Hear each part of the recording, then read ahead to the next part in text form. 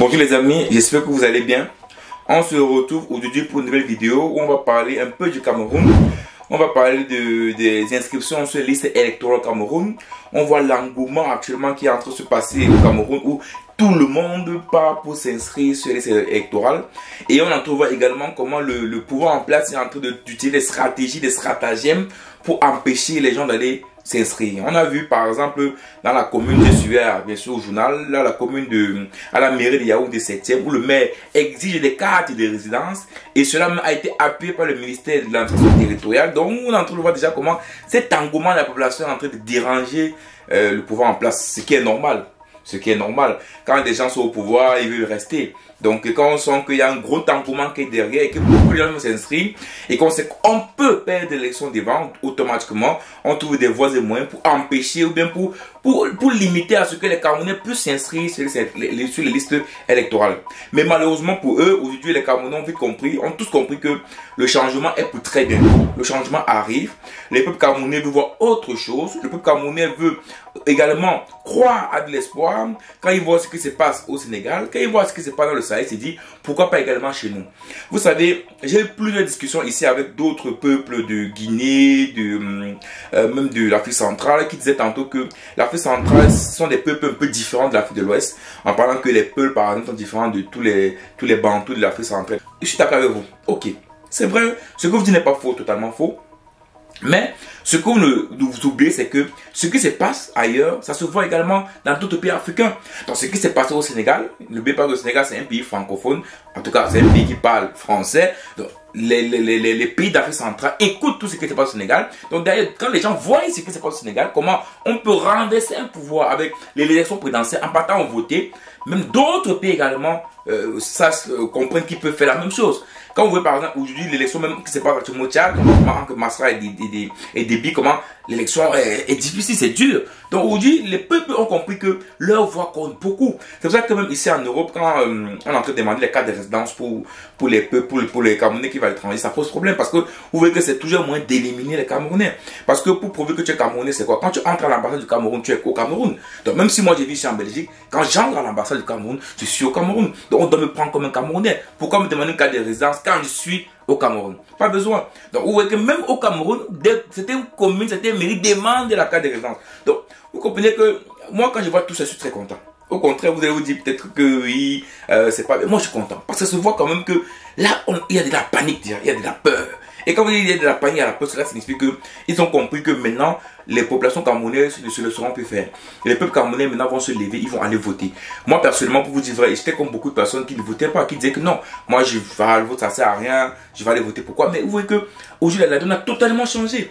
Même ma conjointe qui ne pensait pas au vote, aujourd'hui pense à voter. Il faut vous imaginer même pas. Il vous dit, moi j'ai dit que même ceux qui ne pensaient jamais à voter, elle me dit qu'il faut qu'on prenne nos cartes, on vote. Vous comprenez que le ton a beaucoup changé. Les Camerounais, j'ai l'impression que tous aussi ont décidé vraiment de prendre les choses en main et de vraiment porter les voix. Et je pense que la défaite du RDPC normalement, c'est une défaite qui doit arriver. Parce que je ne vois pas comment ils peuvent remporter les gens. Après, il ne faut pas se mentir, le RDPC a une base électorale forte.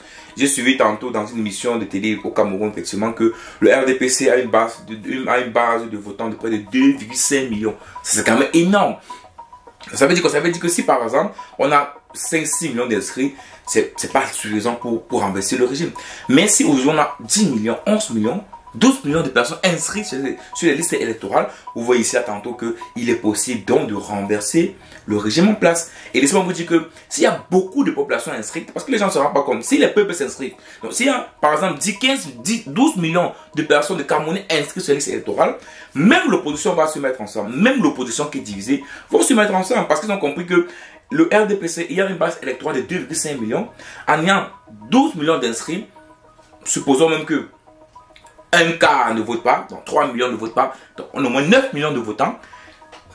On se dit que si on fait une coalition entre les membres de l'opposition, le RDPC ayant 2,5 millions de votants, d'électeurs dans leur base, automatiquement ils vont perdre l'élection présidentielle. Donc ici, la coalition une coalition possible de l'opposition est possible. S'il y a beaucoup de Camerounais inscrits, parce qu'ils vont comprendre qu'à ce moment donné, on peut renverser le régime de Paul Biya. Donc, les amis, donc, comme vous voyez tantôt aujourd'hui, on est vraiment dans ça, on est vraiment dans une mission de parler au peuple, de demander aux gens de les inscrire. On a vu les gens prendre la parole, allez vous inscrire, allez vous inscrire. Aux gens voient les partis d'opposition. J'ai même vu une vidéo comment le ministre des Affaires, le ministre de l'administration territoriale était en train de dire que ceux qui vont dire l'ordre public, ils vont marcher. Vous voyez que ça c'est la panique, ça. Ça c'est juste la panique. Ça c'est juste la panique, les amis. Ça veut dire qu'ils sentent que ça peut changer. Que ça peut changer. Aujourd'hui, le RDPC a peur. Aujourd'hui, ils ont peur. Ils sentent que les Camerounais aujourd'hui ne veulent plus de ça.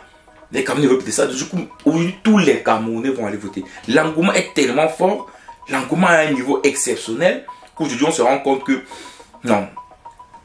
Ça va changer au Cameroun en 2025. Après le RDPC, qui va présenter le RDPC au pouvoir? Est-ce que c'est Paul Biya? Moi, c'est la question que je me pose. Est-ce que c'est encore Paul Biya qui va se représenter? Ou bien est-ce que c'est une autre personne qui va sortir du RDPC qui va se représenter? Ou bien c'est un jeune? On ne le sait même pas encore. Parce que vous savez, moi je me dis un peu, on peut arriver à un niveau où par exemple, si Paul Biya est fatigué et qu'il décide de ne peut se représenter parce qu'il est fatigué, il risque d'avoir une cassure au sein du RDPC. Ça veut dire quoi? Ça veut dire que l'opposition risque en 2025 en fait, de lutter contre personne. Oui, je vous dis bien, hein, l'opposition camerounaise en 2025 risque de lutter contre personne si Paul Biya refuse de se représenter et qu'on sait tous qu'il n'y a pas un second derrière Paul Biya aujourd'hui. Disons une vérité, il n'y a pas un réel second. On parle de Ngongo, on parle de Ona, on parle de Poudenon, mais il n'y a pas de second. Aujourd'hui, il n'y a pas de second derrière qui peut suivre derrière Paul Biya. Donc, si Paul Biya lui est fatigué, il dit que bon, les amis, moi je suis fatigué, moi je vais partir. Au sein du RDPC, il risque d'avoir une cassure exceptionnelle. Et cela signifie donc que l'opposition en 2025 risque même de se battre contre personne. Je dis bien l'opposition en 2025 risque même de se battre contre personne. Maintenant, si Paul Biya décide, son excellent Paul Biya décide de se représenter en ce moment donné, que l'opposition a besoin de faire cette coalition forte pour pouvoir gagner l'élection présidentielle. Et moi j'espère vraiment que cet engouement d'inscription et tout le reste des populations camerounaises, du peuple camerounais, va amener les partis d'opposition à faire une coalition. À un moment donné, même les partis politiques d'opposition doivent comprendre une chose. Si le peuple se lève pour s'inscrire, donnez-leur la chance de remporter l'élection présidentielle. Donnez-leur les chances là.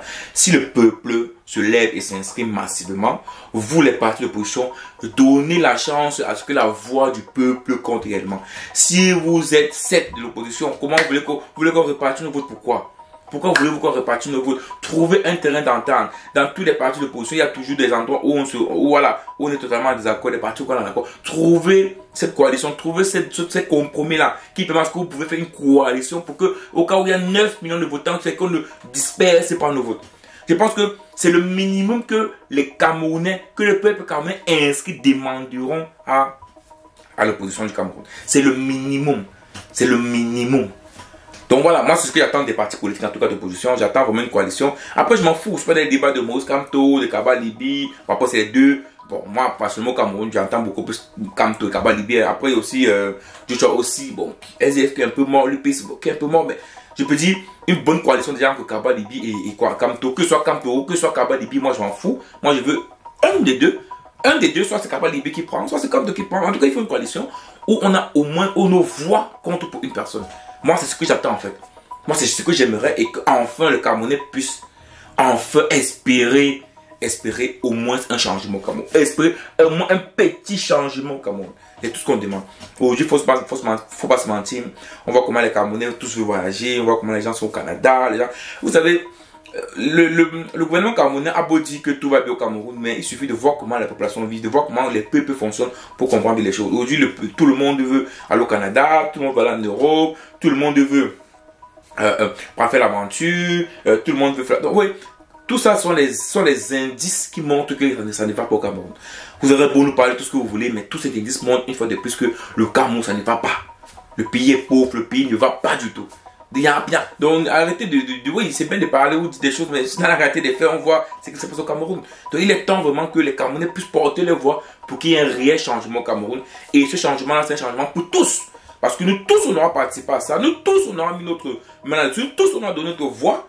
Et enfin, on se dira, peut-être ceux qui arriveront ne feront pas peut-être mieux, on ne sait pas. Mais dans tous les cas, cela donnera de l'espoir. Et vous savez, l'espoir fait vivre. Donc les amis, mettez-moi en commentaire ce que vous pensez de ça. Est-ce que vous pensez que l'élection l'année prochaine au Cameroun risque d'être une élection sans opposition?